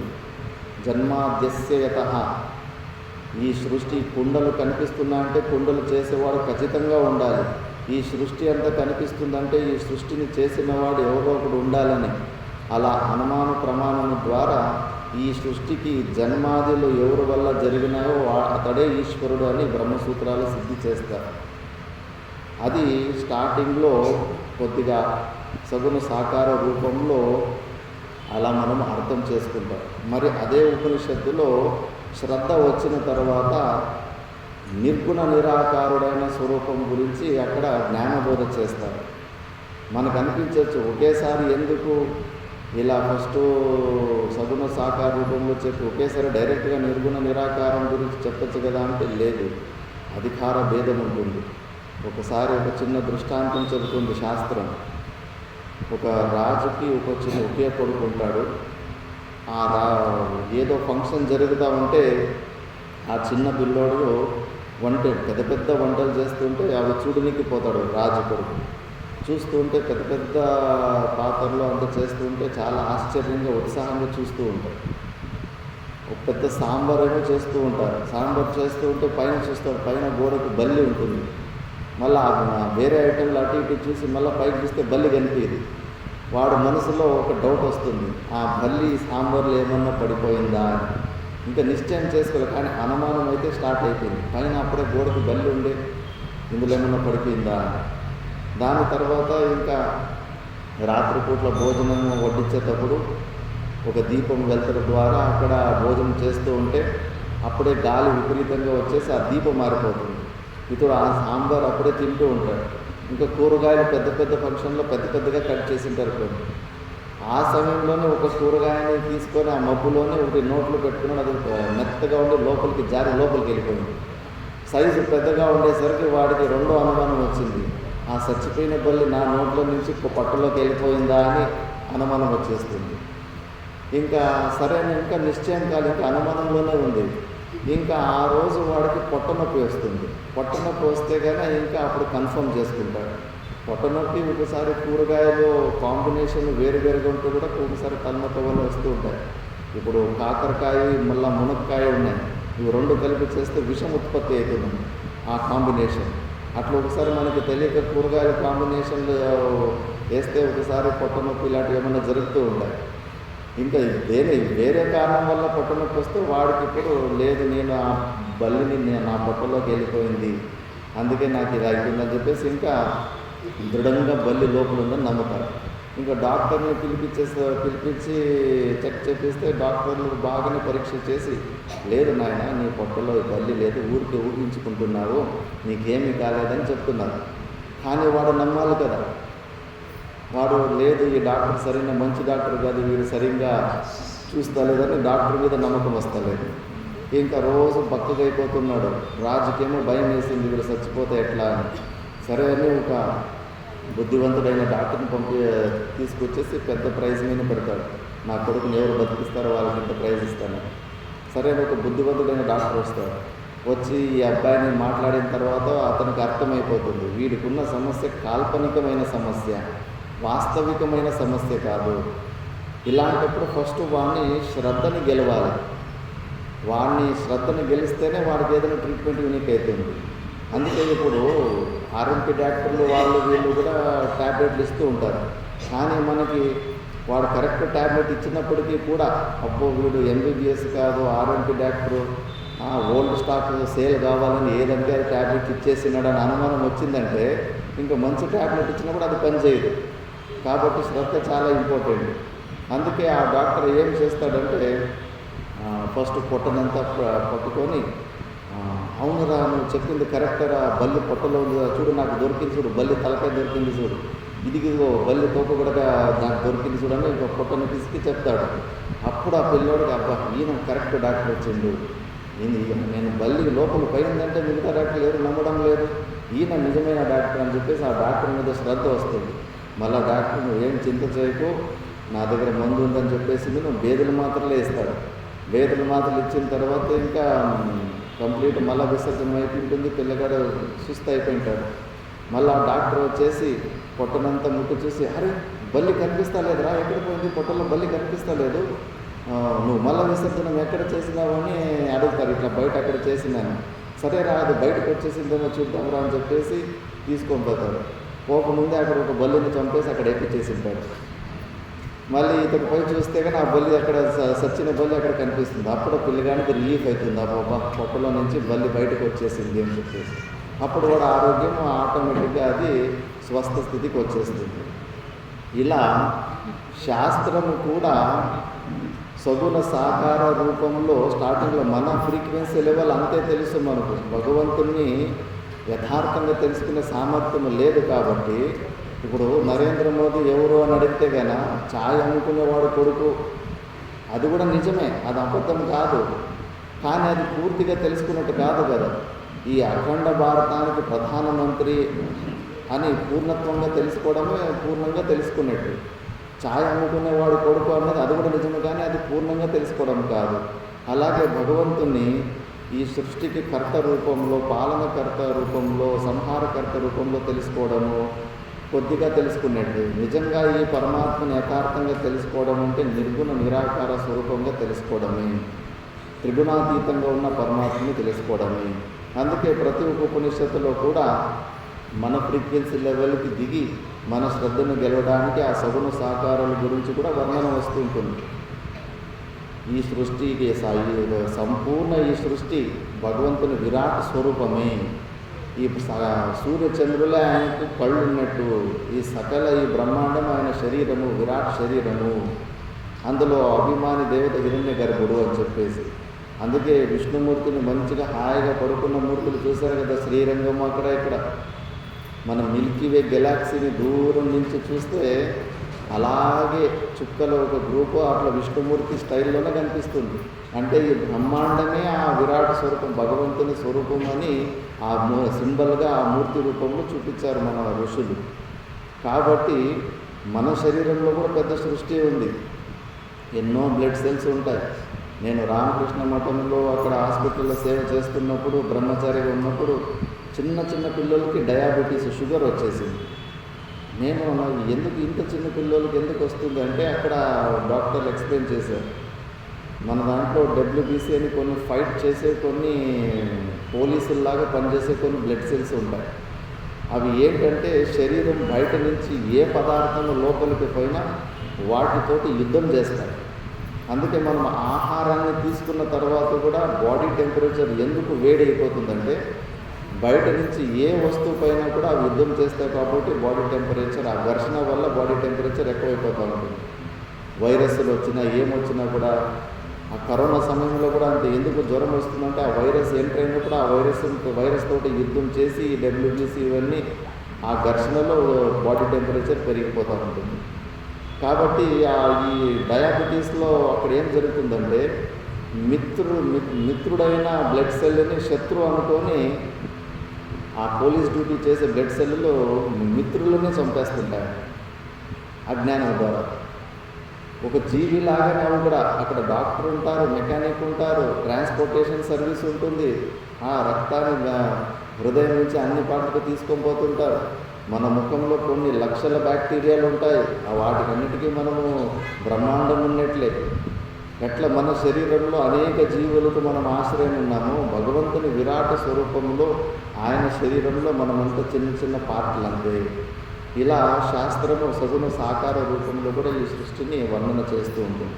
మళ్ళీ అదే ఉపనిషత్తులో మళ్ళీ అది చెప్తుంది, పరమాత్ముడు అదృశ్యము. దృశ్యము అంటే కంటికి కనిపించేది కదా, జ్ఞానవత్వం దృశ్యత్వం. దేని గురించైనా మనకు జ్ఞానం కలిగిందంటే అది దృశ్యకోటికి వచ్చేస్తుంటుంది. ఇంకా మనం ఊహించుకున్న సగుణ సాకార రూపము కానీ అన్నిటి గురించి మనకు బుద్ధిలో జ్ఞానం కలుగుతుంది కాబట్టి ఇవన్నీ కూడా దృశ్యకోటికి వచ్చేస్తాయి. భగవంతుడు బుద్ధికి గోచరుడు కాదు, బుద్ధి ద్వారా కేవలం లక్షితుడు, ఇండికేట్ అవుతాడంతే. ఈ సగుణ సాకార రూపాలు బుద్ధి గోచరమైపోతాయి. మనం ఊహించుకున్న రూపాలన్నీ కూడా బుద్ధి తంత్రము. ఇప్పుడు విష్ణుమూర్తి ఫోటోలు చూడండి, కన్యాకుమారి నుంచి కాశ్మీర్ వరకు రకరకాల వెరైటీగా ఉంటాయి. ఆంధ్రప్రదేశ్, తెలంగాణలో ఎన్టీ రామారావు లాగా కనిపిస్తుంటాడు విష్ణు. ఉత్తర భారతం వాళ్ళకి మహాభారత సీరియల్ చేసిన ఒక యాక్టర్ ఆ రూపంలోనే కనిపిస్తుంటాడు. హైటులు వేరే, కల్లరు వేరే, రూపాలు వేరే. ఎందుకంటే ఇది బుద్ధి తంత్రం. కర్తుం అకర్తుం అన్యథా కర్తుం యత్ర సంభవతే సా బుద్ధి తంత్ర. ఆప్షన్స్ ఎక్కడ ఉంటాయో అక్కడ అది బుద్ధి తంత్రం. అది కానీ నిర్గుణ నిరాకార స్వరూపుడైన పరమాత్మలో అది వస్తుతంత్రము. అక్కడ మన ఆప్షన్లు పనికిరావు. పుస్తకంలాగానే తెలుసుకోవాలి. నేను పుస్తకాన్ని గాడిద రూపంలో తెలుసుకుంటానంటే కనుక తెలియదు. ఎందుకంటే అది వస్తు సిద్ధం, లక్షణ ప్రమాణాల ద్వారా వస్తు సిద్ధమైంది కాబట్టి నీకు వేరే ఆప్షన్స్ ఉండవు. అది వస్తుతంత్రం కాబట్టి నువ్వు యథార్థంగా ఎలా ఉందో అలాగే తెలుసుకోవాలి. కాబట్టి ఆ శాస్త్రమే అదృశ్యం అంటుంది, అశనాపి పాశరహితం అంటుంది. ఆకలి దప్పులు లేని స్వరూపం పరమాత్ముడు. అకర్త, కర్తృత్వము కూడా లేదు. కర్తృత్వము కూడా ఆరోపం, మనం చేసుకున్న ఆరోపమే. మనకు ఆశ్చర్యం అనిపించవచ్చు. కర్తృత్వ బుద్ధి లేకుండా కూడా పరమాత్ముడు ఒక ప్రమేయం లేకుండానే ఈ సృష్టిలో ఇన్ని క్రియలు, ఇన్ని ప్రవృత్తి రూపమైన కర్మలు ఎలా జరుగుతాయని దానికి కేనోపనిషత్తు ఒక దృష్టాంతం ఇస్తుంది. చకోర పక్షి దృష్టాంతం ఇస్తుంది. ముందు కాలంలో రాజులు భోజనం చేయడానికి ముందు ఒక పక్షిని పెట్టుకునేవారు, చకోర పక్షి అని. ఎందుకంటే విషం కలిపేసేవాళ్ళు ఎవరంటే ఎవరు. ఆ భోజనంలో ఏదైనా విషం ఉంటే కానీ ఆ చకోర పక్షి కళ్ళు చేంజ్ అయిపోయేవి, కలర్ చేంజ్ అయిపోయేది. కలర్ చేంజ్ అయిందంటే కానీ ఆ భోజనంలో విషం ఉంది అని. అప్పుడు రాజు ఆ భోజనాన్ని తినేవాడు కాదు. ఎప్పుడైతే ఆ భోజనంలో విషము కలపలేదో అప్పుడు చకోర పక్షిని అక్కడ పెడితే కానీ దాని కళ్ళల్లో ఏమీ కలర్ చేంజ్ కాదు, అలాగే ఉంటాయి. అప్పుడు రాజునికి నమ్మకం వస్తుంది ఇందులో విషం కలపలేదని. అప్పుడు భోజనాన్ని తినడానికి ప్రవృత్తి అవుతాడు. ఇందులో సగం పోషణాన్ని దృష్టాంతంగా తీసుకోవాలి. ఎప్పుడైతే విషం కలపలేదో చకోర పక్షి టేబుల్లో తన పాడకు తాను కూర్చో ఉంది. అది ఏ వికారం కూడా చేయలేదు. రాజుకు చెప్పలేదు, నువ్వు వచ్చి భోజనం చేయని కూడా చెప్పలేదు, ప్రేరణ కూడా ఇవ్వలేదు. తను ఉన్న ప్లేస్లో సైలెంట్గా ఉంది. భోజనం ప్లేట్నే తన దగ్గరికి తీసుకెళ్ళారు. తీసుకెళ్ళిన తర్వాత ఇంకా కంటిలో ఏ వికారం కూడా జరగలేదు కాబట్టి రాజుకు నమ్మకం వచ్చింది, ఇందులో విషయం కలపలేదని. ఆ చకోర పక్షి సన్నిధి మాత్రంలోనే రాజు ఆ భోజనం తినే క్రియలో ప్రవృత్తి అయ్యాడు. రాజు చేతుల ప్రవృత్తి కర్మ చేపించింది. అలాగే నిర్గుణ నిరాకారుడైన పరమాత్ముడు తన స్వరూపంలో ఉన్నప్పటికీ కూడా ఆయన సన్నిధి మాత్రమే ఈ మాయా విశిష్ట చైతన్యం వల్ల ఈ ప్రపంచంలో సకల క్రియలు జరుగుతూ ఉంటాయి. ఇక్కడ పగ్గము తాడు కింద పడి ఉంటుంది. ఆ తాడుని మనం పాములాగా చూసుకొని హార్ట్ వీక్ ఉన్న పేషెంటు ఆ పాముని చూసి భయపడి హార్ట్ అటాక్ తెచ్చుకొని హాస్పిటల్కి పోయి 10-15 లక్షలు ఖర్చు పెట్టుకొని వేస్ట్ చేసుకుంటే అది వాళ్ళ ఫాల్టే అవుతుంది. మళ్ళీ పోయి మనము ఆ తాడును పోయి నువ్వెందుకు పామును సృష్టించావు, నీ వల్ల నాకు హార్ట్ అటాక్ వచ్చి 10-15 లక్షలు లాస్ అయిందంటే కానీ ఆ తాడు ఒకవేళ మాట్లాడితేనే నాకు ఏమీ సంబంధం లేదు, నేను ఉన్న చోట నేను సైలెంట్గా ఉన్నాను, నేను ఏ సృష్టిని చేయలేదు, నీకు నువ్వు ఊహించుకొని కల్పించుకొని నువ్వు ఇలా ప్రవృత్తి కర్మలు నివృత్తి కర్మలు చేసుకుంటున్నావు. ఇలా నిర్గుణ నిరాకారుడైన పరమాత్ముడు తన స్వరూపంలోనే ఉంటాడు. అర్ధనారీశ్వరుని ఫోటోలో ఈ జ్ఞానాన్ని చెప్పారు. కేవలం నిర్గుణ నిరాకార స్వరూపుడైన పరమాత్ముడు కూడా సృష్టిని సృష్టించలేడు. కేవలము మాయ జడరూపమైన మాయా కూడా ఈ ప్రపంచాన్ని సృష్టించలేదు. రెండు మాయా విశిష్ట చైతన్యం రెండు కలిస్తేనే ఈ సృష్టికి కారణమవుతుంటుంది అని అర్ధనారీశ్వరుని రూపంలో ఇది చెప్పారు. ఈ సృష్టికి కర్త ఏంటి అంటే మాయా విశిష్ట చైతన్యము అని చెప్పేసి. కాబట్టి ఇలా ఆ ఉపనిషత్తులు కూడా ఫస్ట్ సగుణ సాకార రూపాలు, సృష్టి కర్తృత్వము ఇవన్నీ ఆరోపాలు చేసి భగవంతుని గురించి నిర్వచనం చేసిన తర్వాత కూడా ఏదేదైతే ఆరోపాలు చేసిండ్రో సృష్టి కర్తృత్వము గుణాలు ఇవన్నీ కూడా తొలగించేస్తుంది నేతి ద్వారా, అదే ఉపనిషత్ ద్వారా.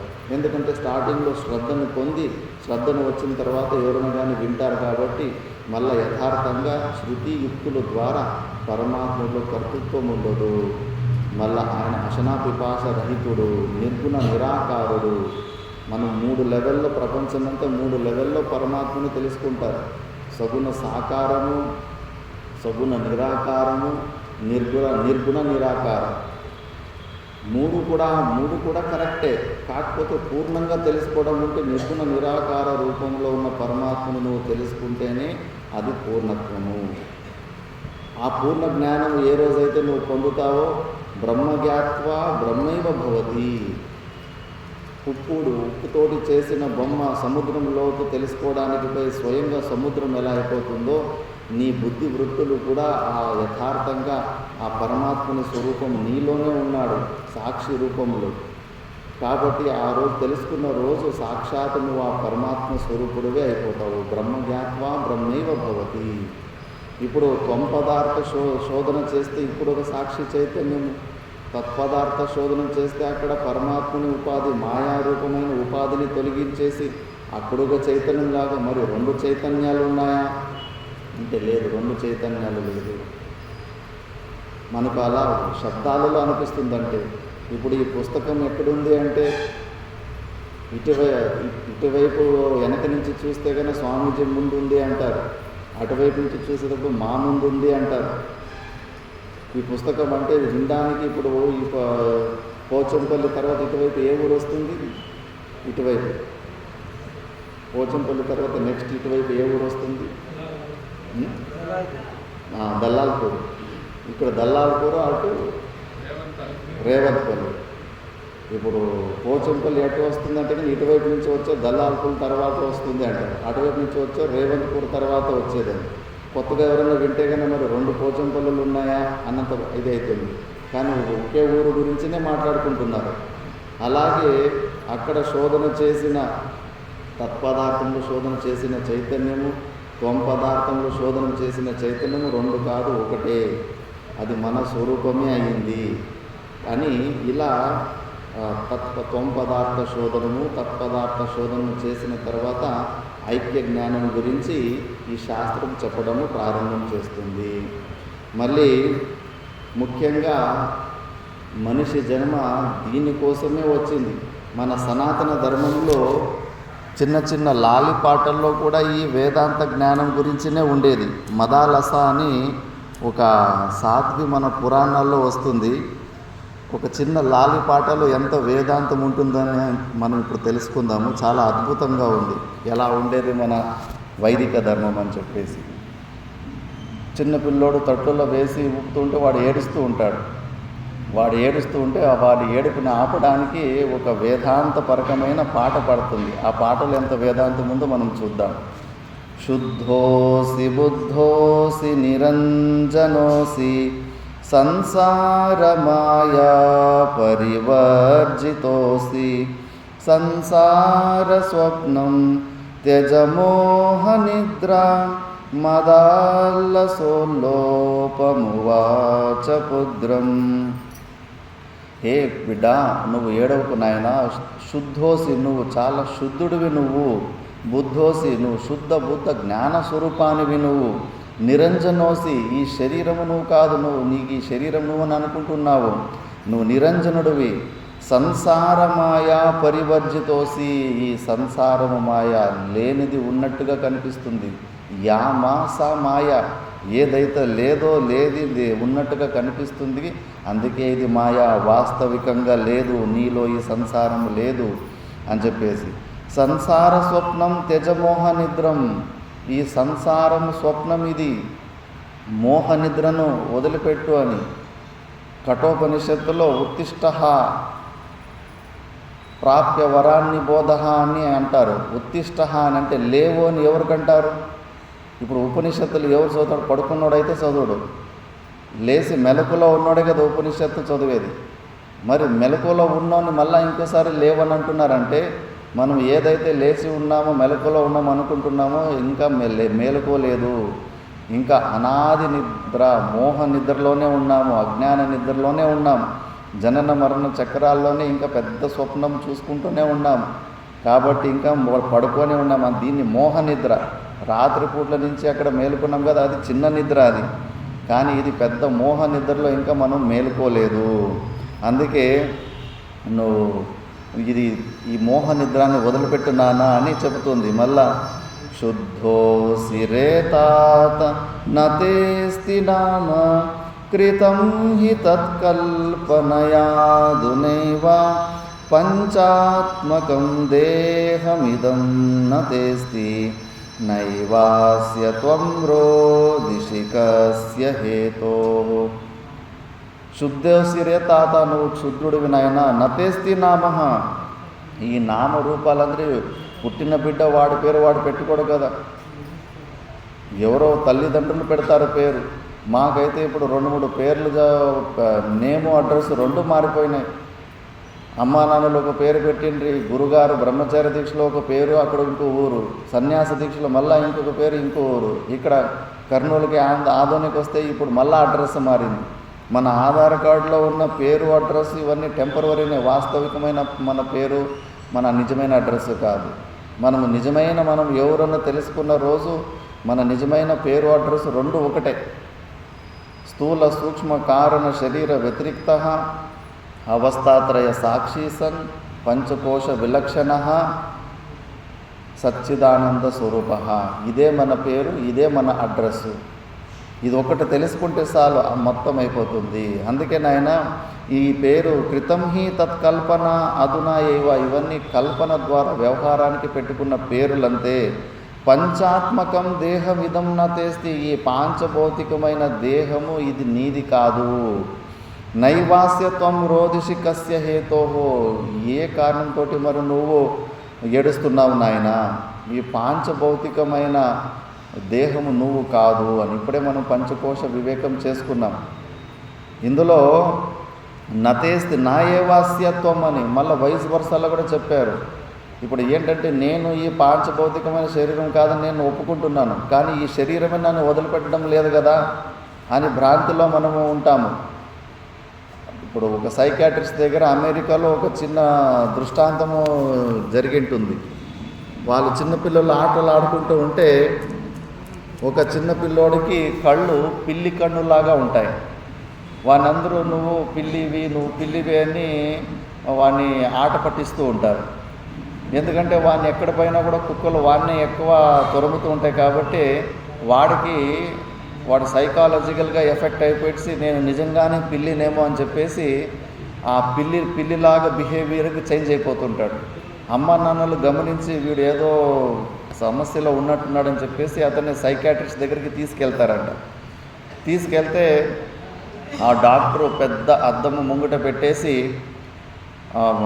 అతన్ని అద్దం ముంగట కూర్చొని చూడు, మాకు చేతులు కాళ్ళు ఎలాగున్నాయి, నీకు కూడా చేతులు కాళ్ళు అన్నీ మాలాగే మనుషులాగానే ఉన్నాయి, నువ్వు పిల్లివి కాదు నాయన, నువ్వు మాలాంటి మనిషివి అని చెప్పేసి సరే అని చెప్పేసి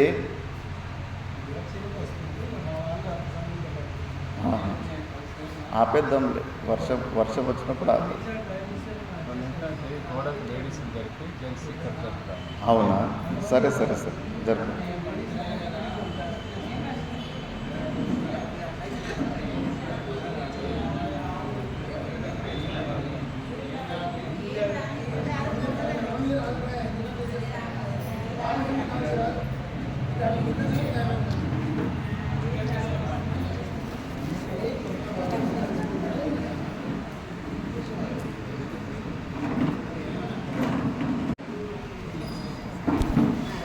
ఇంకా డాక్టర్ ఆ పిల్లగాడికి అద్దం ఒకటి నిల్చుకొని నువ్వు పిల్లివి కాదు, నువ్వు కూడా మాలాంటి మనిషివే అని బాగా అతనికి నచ్చజెప్పి అతని నోటి ద్వారానే ఉత్తరాలు కూడా తెప్పించుకున్నాడు. ఇప్పుడు ఒప్పుకుంటున్నావా, నువ్వు పిల్లివి కాదు నువ్వు మనిషివే అని అంటే అవును ఒప్పుకుంటున్నాను.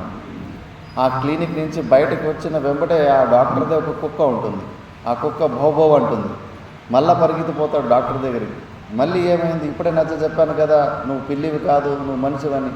మళ్ళీ ఎందుకు అంటే నువ్వు నాకైతే చెప్పినావు నేను పిల్లిని కాదని, నీ కుక్క కూడా పోయి చెప్పు, అది ఇంకా నన్ను పిల్లి అనుకుంటా ఉంది అని అంటాడంట పిల్లగాడు. అంటే వాడు పూర్తిగా అర్థం చేసుకోలేదు.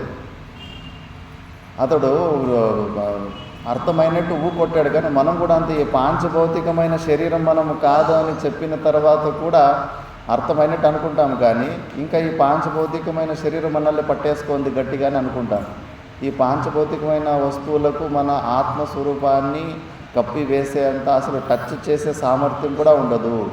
మనం వీటితోటి పెట్టుకున్న సంబంధము కాల్పనిక సంబంధము, విచారము ద్వారా దాన్ని తొలగించుకోవాలి అని ఇక్కడ చిన్న పిల్లోనికి ఇలాంటి శ్లోకాల ద్వారా నచ్చజెపుతుంది. దాని తర్వాత నవై భవాన్ రోదితి విశ్వజన్మ శబ్దోయమాసాద్య మహీషసూను వికల్ప్యమానో వివిధైర్గుణైస్తే గుణాశ్చ భౌతాః సకలేంద్రియేషు శుద్ధోసి బుద్ధోసి నిరంజనోసి సంసారమాయా పరివర్జితోసి.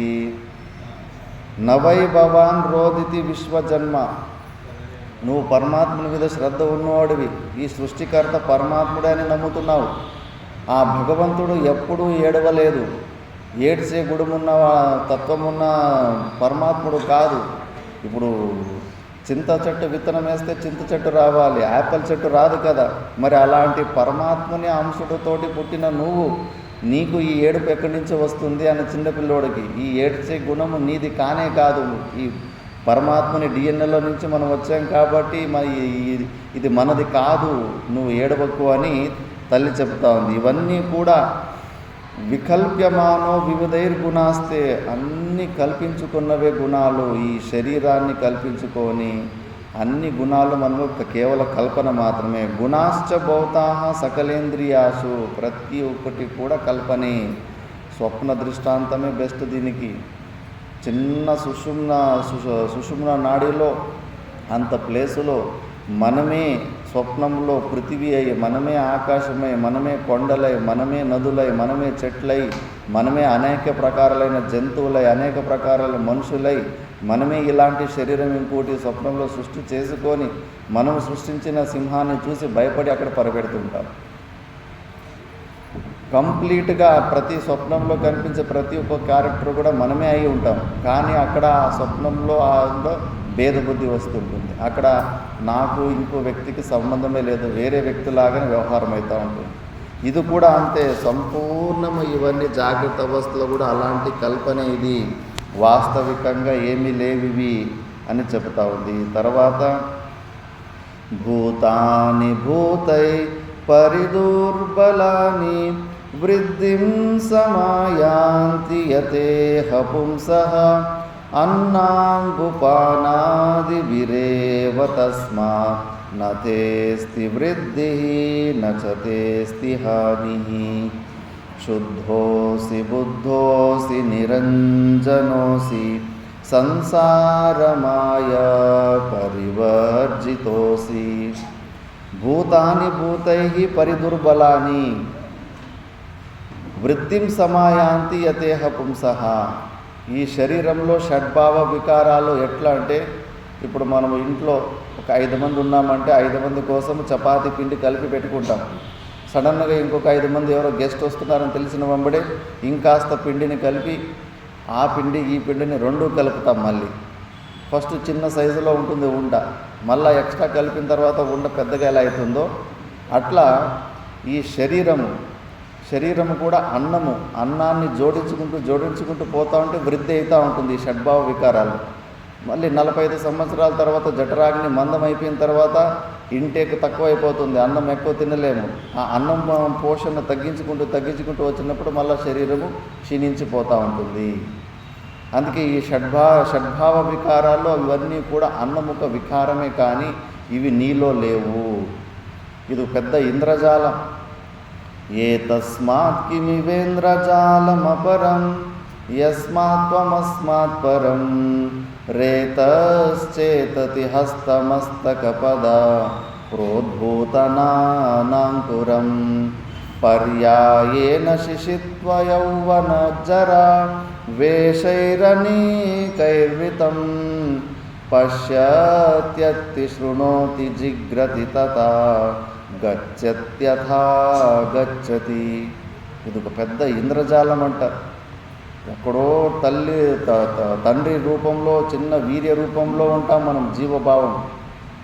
అక్కడి నుంచి తల్లి గర్భంలోకి వచ్చి తినే అన్నము ద్వారా వికారాన్ని పొంది బయటకు వచ్చి మళ్ళా పెద్ద షడ్భావ వికారాల ద్వారా ఒక జీవనాన్ని పూర్తి చేసుకొని మళ్ళా మట్టిలోనే పాంచభౌతికమైన శరీరాన్ని మట్టిలోనే మొత్తం మీద అయిపోయి నామరూప ఎలా వచ్చామో అలాగే వెళ్ళిపోతుంటాం.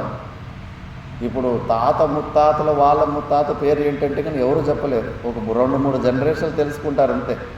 అంటే వాళ్ళు కూడా ఈ ప్రపంచంలో ఉన్నారు, మన ముత్తాత గారు వారు ముత్తాత గారు, కానీ వాళ్ళ పేర్లు కూడా ఈ ప్రపంచంలో నుంచి మాయమైపోయి పేర్లు కూడా లేవు చాలామందివి.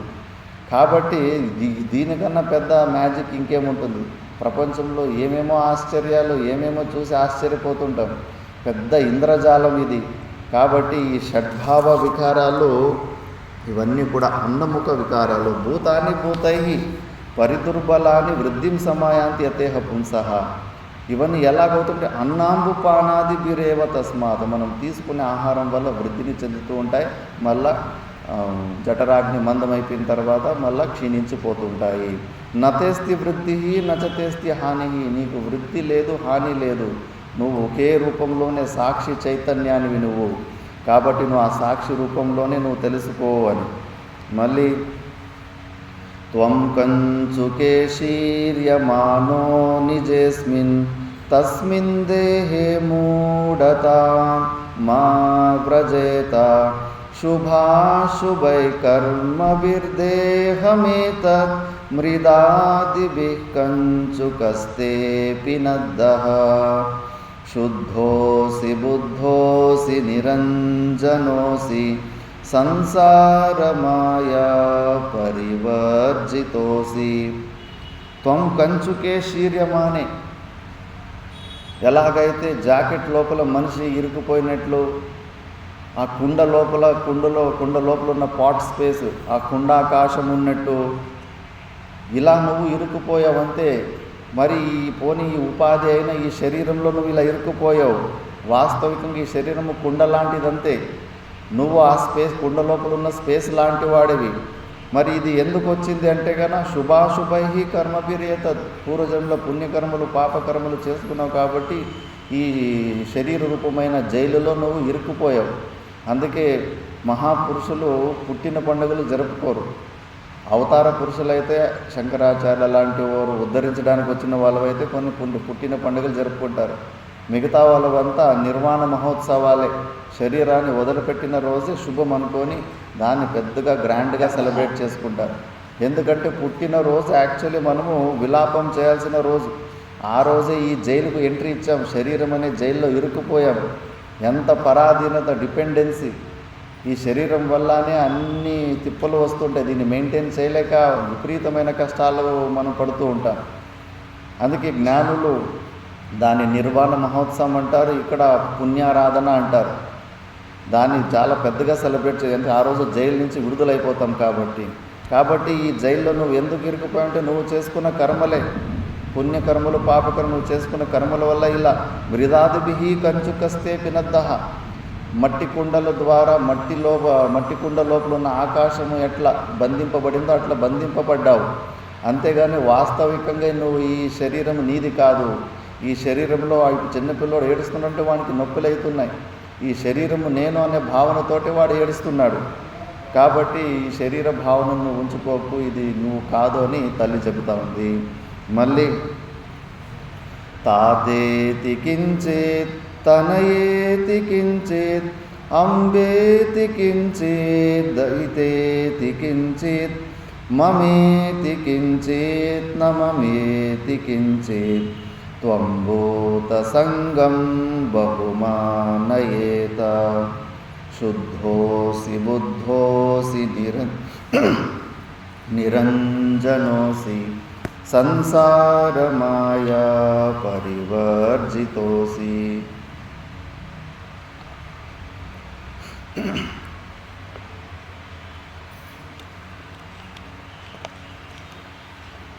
మళ్ళీ ఈ ప్రపంచంలో ఎక్కువ మనకు జీవభావాన్ని పుష్టి చేసేటోళ్ళు ఎక్కువ దొరుకుతారు.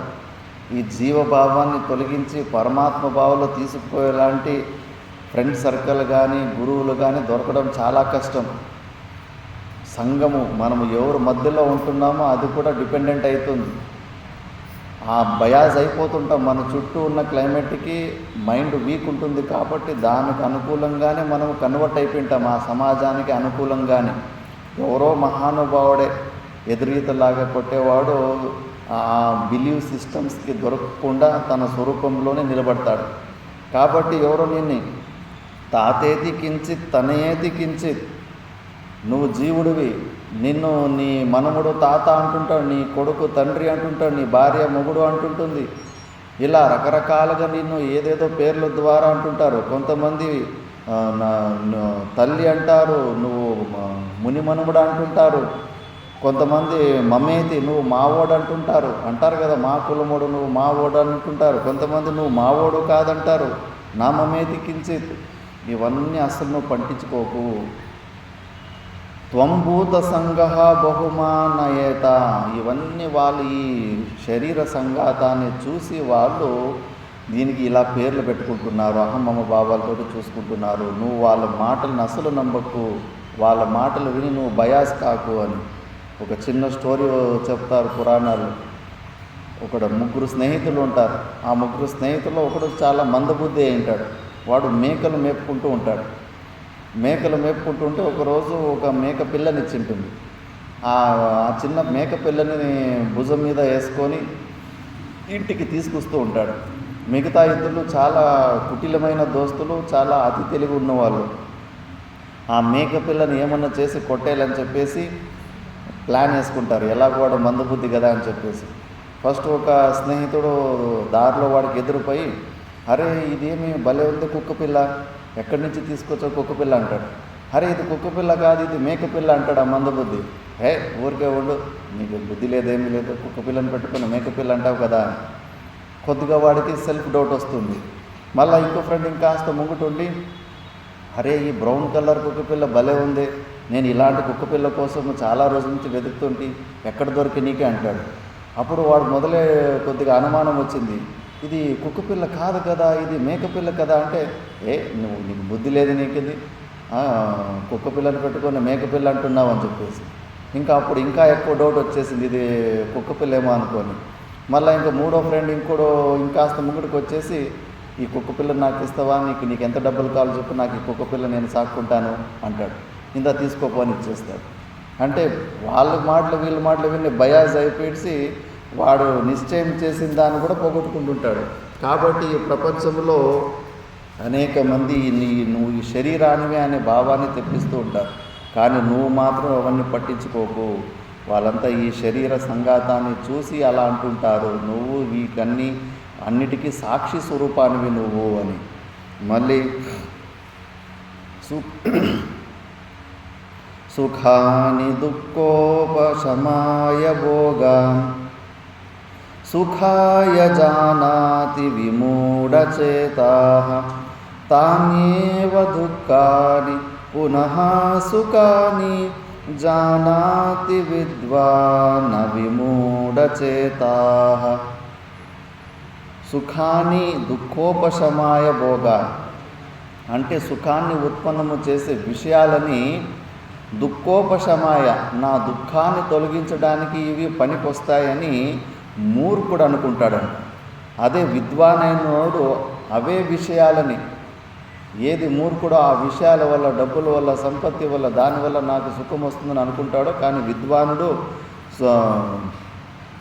తాన్యేవ దుఃఖాన్ని పునః సుఖాన్ని, అవే ఇంకా దుఃఖాన్ని ఇచ్చేది విషయాలని విద్వానైనడు. జానాతి విద్వాన్ అవిమూఢచేతాః.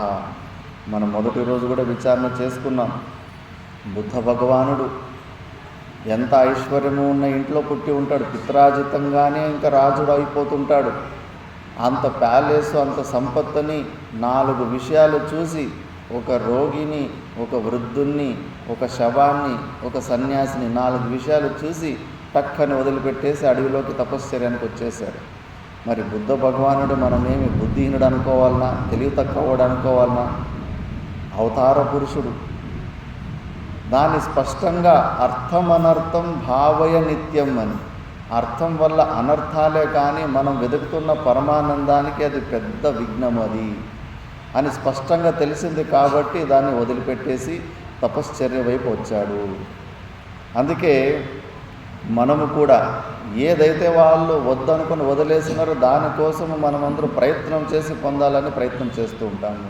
ఇదే డిఫరెన్స్. వాళ్ళ అంతఃకరణం శుద్ధి ఉంది కాబట్టి అది చేపను పట్టుకోవడానికి వేసి ఎర్రపులుగు వేస్తారు కదా, ఎర్రపులుగు అని వాళ్ళకి తెలుసు. ఈ సంపత్తి, ఐశ్వర్యము ఇవన్నీ కూడా మన మనిషి జన్మని వేస్ట్ చేస్తాయి. పూర్వజన్మలో మనము చేసిన పుణ్యాల్లో శుక్ల పుణ్యమని, కృష్ణ పుణ్యమని 2 ప్రకారాలు ఉంటాయి. కృష్ణ పుణ్యం అంటే ఎవరికొవరికి పరోపకారం చేస్తే అది కూడా పుణ్యం ఉత్పన్నమవుతుంది. కానీ అక్కడ కోరికలు ఉంటాయి. నేను చేసిన పుణ్యఫలానికి నేనే సుఖాలు, నా జీవితం బాగుపడాలనే ఒక కోరికతోటి చేసి ఉంటారు. మళ్ళీ ఇంకోటి శుక్ల పుణ్యం అంటే కేవలం మోక్షాన్ని పొందడానికి, అంతఃకరణ శుద్ధి కోసం ఎన్నో పుణ్యకర్మలు, పరోపకార కర్మలు చేసింటారు.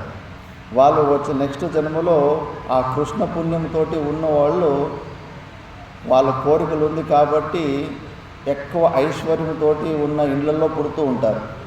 కానీ ఆ మనిషి జీవితాన్ని, మోక్షాన్ని పొందడానికి వచ్చిన అవకాశాన్ని కోల్పోతారు. ఎందుకంటే ఇక్కడ కంపేర్ చేసుకుంటూ ఉంటారు.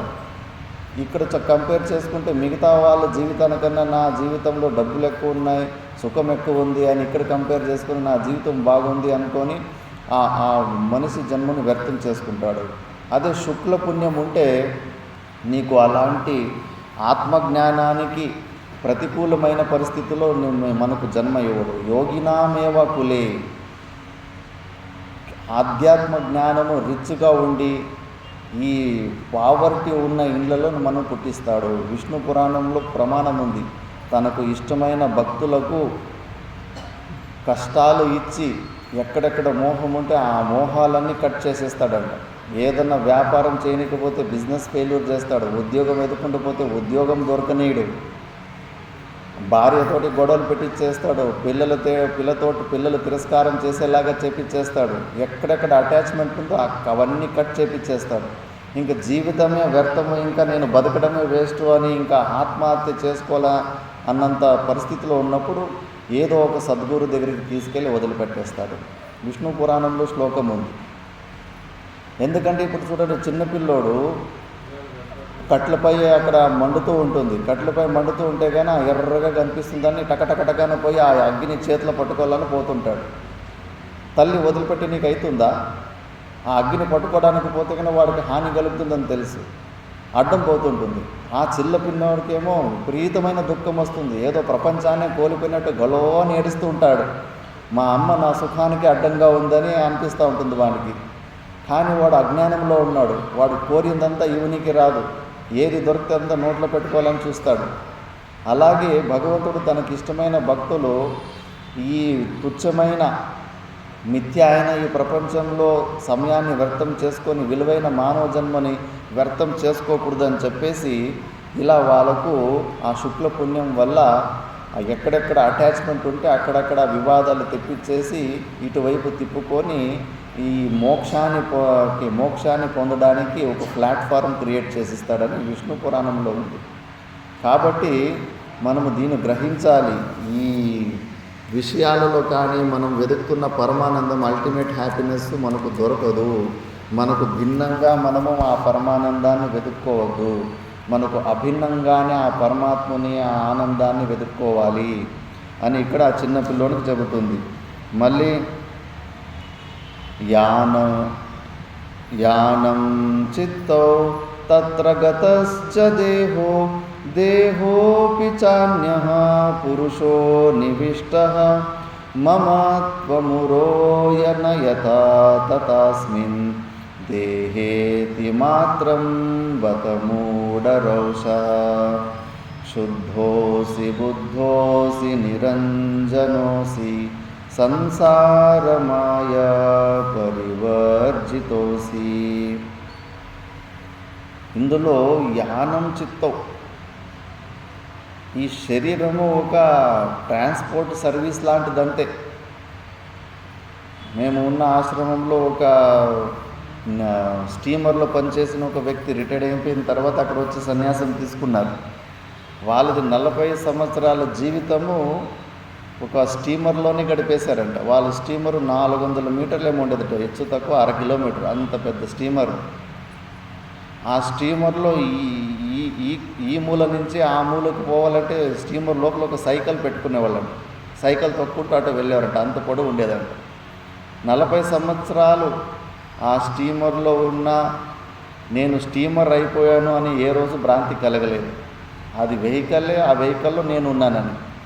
కాకపోతే ఈ శరీరం కూడా శాస్త్రం చెప్తుంది యానం, ఇది కూడా ఒక వెహికల్ అంతే, రెంట్కి తీసుకున్నాం, ఈ జన్మకు రెంట్కి తీసుకున్నాం అంతే. కాకపోతే ఈ ఇన్స్ట్రుమెంట్, ఈ వెహికల్ మీద నేను అనే భావన నీకు ఎలా వచ్చింది? వెహికల్ లోపల ఇంకో వెహికల్ ఉన్నట్టు ఈ చిత్తం ఒకటి, ఈ శరీరం ఒక వెహికల్, ఆ శరీరం లోపల ఈ చిత్తము జీవభావం అనే ఒక వెహికల్లో కూర్చొని ఆ జీవభావంతో మనం ట్రావెల్ చేస్తున్నాము. కాబట్టి ఈ శరీరము ఒక ట్రాన్స్పోర్ట్ సర్వీస్ అంతే. అంతవరకు ఎన్నిసార్లు బస్సు ఎక్కి బస్సు దిగుతాం, నేను బస్సు అయిపోయినానని భ్రాంతి కలుగుతుందా? లేదు. ఈ శరీరాలు కూడా అంతే. ఎన్ని శరీరాలు తీసుకున్నాము, ఎన్ని శరీరాలు వదిలిపెట్టేశాము. ఇది కిరాయి ఇంటి లాంటిది. కాబట్టి ఇవన్నీ నువ్వు తెలుసుకొని ఈ శరీరంతోటి మమత్వ భావాన్ని, అహంభావాన్ని, మమ భావాన్ని తొలగించుకో. దేహేతి మాత్రం బత మూఢరోష, మూర్ఖుడైన వాడే నేను ఈ శరీరం అని అనుకుంటాడు అని ఒక చిన్న పిల్లోడికి లాలిపాటలో ఇంత వేదాంతం ఉండేది మన సనాతన ధర్మంలో. అందుకే నెపోలియన్ ఒక మాట అనేవాడంట, give me educated mothers, I will give you better country అని. శిక్షితులైన తల్లులు నాకు ఇవ్వండి, నేను ఒక మంచి దేశాన్ని నిర్మిస్తానని. అందుకే మన సనాతన ధర్మంలో మైత్రేయ కానీ ఇలాంటి మదాలస కానీ అందరి దగ్గర కూడా బ్రహ్మజ్ఞానం ఉండేది. ఇంట్లో సైకాలజీ కూడా చెబుతుంది, గర్భంలో 6వ నెల నుంచి పిల్లలు 14 సంవత్సరం వచ్చే వరకు తల్లికి అనుకూలంగానే, అంటే తల్లి నా కొడుకు ఇంజనీర్ కావాలనుకుంటే ఆ కొడుకు నేను ఇంజనీర్ కావాలని గోల్ సెట్ చేసుకుంటాడంట. తల్లి నా కొడుకు డాక్టర్ కావాలని అనుకుంటే ఆ పిల్లగాడు నేను డాక్టరే కావాలని గోల్ సెట్ చేసుకుంటాడంట. కాబట్టి అంత ప్రభావం ఉంటుంది. కాబట్టి శిక్షితులైన మహిళలు ఉంటే మొత్తం ఇల్లు మొత్తం శిక్షితులు అయిపోతారని మన సనాతన ధర్మంలో సమంగానే అందరికీ విద్య ఉండేది. తర్వాత మళ్ళీ అనేక కారణాల వల్ల చాలామంది శిక్ష దొరకలేదు. మన పురాణాల్లో, ఇతిహాసము, రామాయణ మహాభారతంలో అన్ని చోట్ల మనకు ప్రూఫ్లు దొరుకుతాయి. ఒక చిన్న లాలిపాటలో ఇంతటి వేదాంతం ఉండేది. ఇంకా దీన్ని బట్టి మనం అర్థం చేసుకోవాలి. ఇది మార్కండేయ పురాణంలోనే వచ్చిన ఇది మదాలాస గీత ఇది. కాబట్టి ఆత్మజ్ఞానాన్ని పొందడానికే మనకి మనిషి శరీరం వచ్చింది. చిన్నప్పటి నుంచి పిల్లలకు మనము ఈ విషయాన్ని, జీవితం ఒక అవుట్లైన్ గురించి మనము నేర్పాలి. తర్వాత మళ్ళీ చేస్తున్న కర్మ నిష్కామ భావంతో చేసుకుంటూ పోతే జీవన్ముక్తి అవస్థను పొంది విదేహ కైవల్యాన్ని పొందొచ్చు. అందుకే కోశైరన్నమయ దేహ పంచభిరాత్మ నా సంవృతో భాతి నిజశక్తి సముత్పన్నైశ్చి శైవల పటలై ఇవాంబు వాపిస్తం. ఈ పంచకోశాలకు అతీతంగా ఉన్న నువ్వు సాక్షి చైతన్య రూపంలోన నీ స్వరూపాన్ని తెలుసుకుంటే నీళ్ళ మీద ఎలాగైతే ఆ పాకర ఉంటుందో ఆ పాకరని అటు ఇటు తోసిన తర్వాత నీళ్ళు ఎంత స్పష్టంగా కనిపిస్తాయో, ఈ పంచకోశాల మీద ఉన్న మోహాన్ని కానీ నువ్వు తొలగించుకుంటే నీలో ఉన్న పరమాత్ముడు అలా నీకు ప్రకాశం అవుతాడు అని శాస్త్రం చెబుతూ ఉంటుంది. దాని తర్వాత ఈ ఆనందమయ కోశంలో ఆనందము కొద్దిగా ఏదైతే మనకు నిద్ర వస్తుంటుందో అది కూడా పూర్వజన్మలో ఉన్న పుణ్యముఖ ఫలమే అని చెప్పేసి కూడా శాస్త్రం చెబుతుంది. ఆనంద ప్రతిబింబ చుంబితను వృత్తిస్తమో జృంభిత స్యాదానందమయ ప్రియాది గుణక స్వేష్టార్థలాభోదయ పుణ్యస్యానుభవే విభాతి కృతినా ఆనందరూప స్వయం భూత్వానందతి యత్ర సాధు తనుభృన్ మాత్ర ప్రయత్నం వినా. ఈ ఆనందమయ కోశంలో ఎక్కువ ఉండాలని ఎందుకు కోరుకుంటాను? పడుకోవడానికి. అందుకే మంచి పరుపు, ఏసీ, ఫ్యాన్ అరేంజ్మెంట్ చేసుకొని పడుకోవడానికి ఇంట్రెస్ట్గా పోతాను. మళ్ళీ లేవాలంటే విధి లేక లేస్తుంటాను. కర్తవ్యాల వల్ల లేపేస్తుంటాయి, కానీ ఎవరు జోలికి రాకుండా పోతే అలాగే పడుకో ఉండాలనిపిస్తూ ఉంటుంది. ఇక్కడే ప్రూఫ్ ఉంటుంది మనకు సుషుప్తి అవస్థలో ఆనందం ఉంది అని. అక్కడ స్వరూపమే అక్కడ మనకు వ్యక్తమవుతూ ఉంటుంది. కాబట్టి పుణ్యస్య అనుభవే విభాతి. ఇది పూర్వజన్మలో మనం ఎక్కువ పుణ్యం చేసుకుంటే స్వప్నాలు లేని నిద్ర ఎక్కువ వస్తూ ఉంటుంది. అందుకే ఎవరికైనా నిద్ర సరిగ్గా వస్తా లేదంటే ఇంకా పూర్వజన్మలో అంతటి పుణ్యం చేసుకోలేదు అని అర్థము. మళ్ళీ ఇది కృతినాం ఆనంద రూప స్వయంగా స్వరూపం అక్కడ వ్యక్తమవుతూ ఉంటుంది.